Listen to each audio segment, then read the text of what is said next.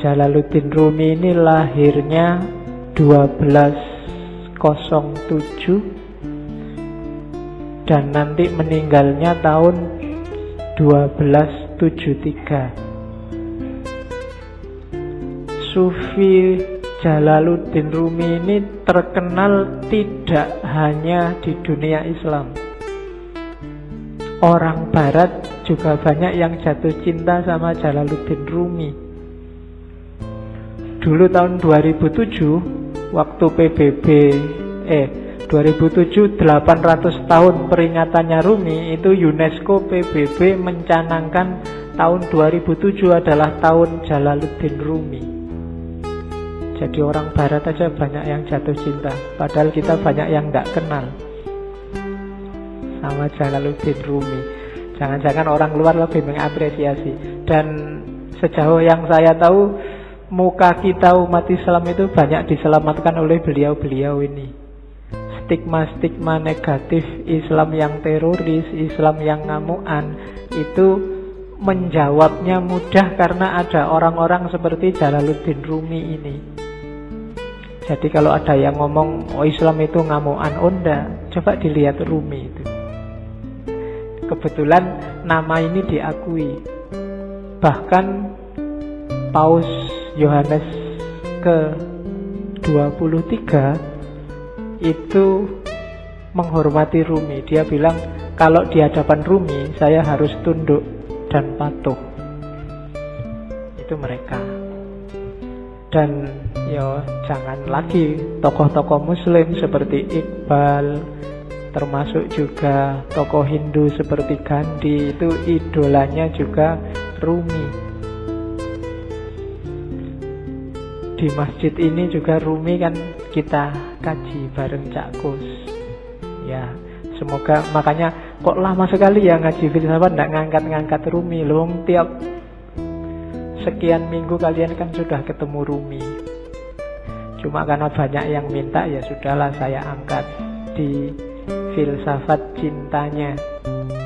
Sebenarnya banyak gagasan-gagasan original dari Rumi, cuma malam ini kita ngomong cintanya saja. Rumi ini ayahnya sendiri itu seorang wali, seorang ulama. Gelarnya Sultanul Ulama.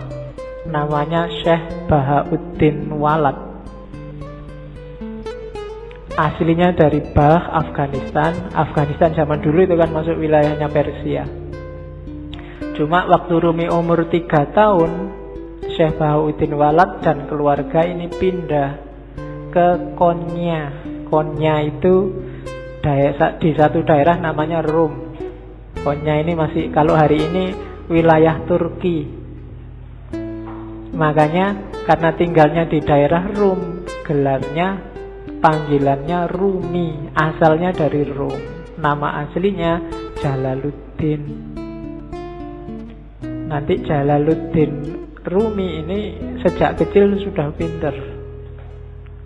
Bahkan begitu masuk ke Konya, beberapa tahun saat dia umur 7-8 tahun, sama ayahnya diajak sowan ke wali besar saat itu, Fariduddin Attor. Begitu Fariduddin Attor sama Rumi melihat Rumi ini saat itu berdiri di belakang ayahnya. Katanya Attor, lihatlah, lautan sedang datang, dan di belakang lautan itu ada samudra. Jadi Sufi dan wali itu biasanya lebih ngerti siapa ya jadi siapa.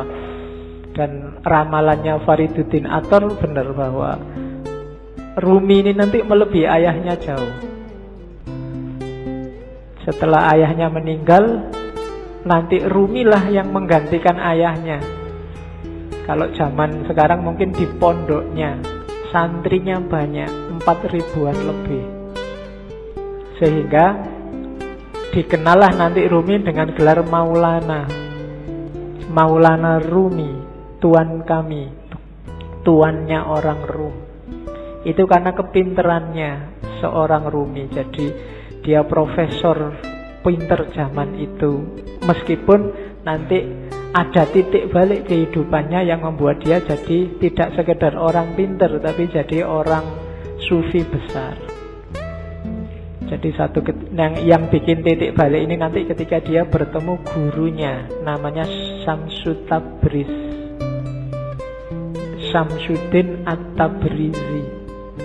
Ini sufi misterius yang kemarin waktu kita ngaji Sunan Kalijogo kan, waktu Sunan Kalijogo mau naik haji ke Mekah terus transit di Malaya, di Pulau Upih itu nunggu kapal, bergurulah Sunan Kalijogo pada seorang wali yang namanya Syamsu Tabriz. Kalau di Serat Jawa namanya Syekh Sutabrid.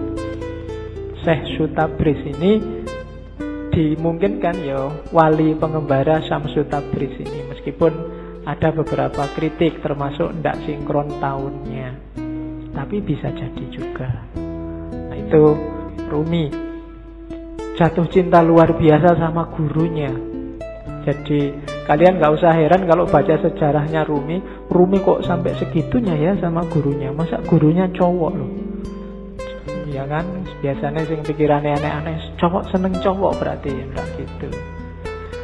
Ya, kayak kamu kagum sama gurumu yang kamu anggap luar biasa kan juga kamu saking harapannya, saking senengnya. Dan Rumi ekstase kalau sama gurunya ini. Rumi dapat banyak sekali pelajaran dari Syamsu Tabriz. Dari situlah Rumi kemudian mulai menarik diri dari dunia ramai. Dia mulai zuhud, mulai uzlah, yang nanti memunculkan fitnah-fitnah, bikin Syamsu Tabriz tidak nyaman di dekat Rumi, terus pergi. Ketika gurunya ini pergi, itu Rumi mengalami semacam depresi, semacam stres, ditinggal orang yang paling disayangi. Mulai keluar bakat sastranya, syair-syairnya lahir.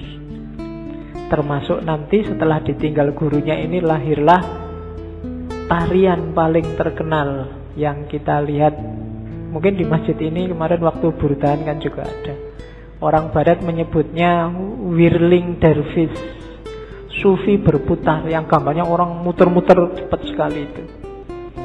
Jadi itu sebenarnya waktu Rumi sumpek, suatu ketika dia ke tempatnya seorang muridnya namanya Salahuddin. Salahuddin ini pandai besi. Jadi tukang besi yang biasanya nempa besi itu. Nah, dia merenung di situ, termenung.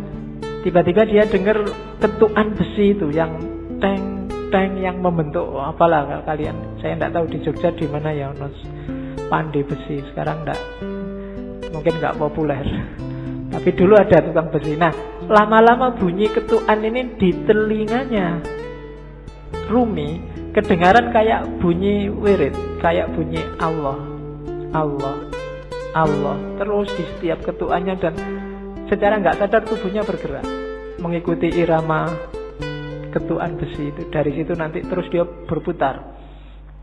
Dari situ nanti lahir whirling dervish yang terkenal dalam torekot yang torekotnya Rumi itu namanya torekot Maulawiyah.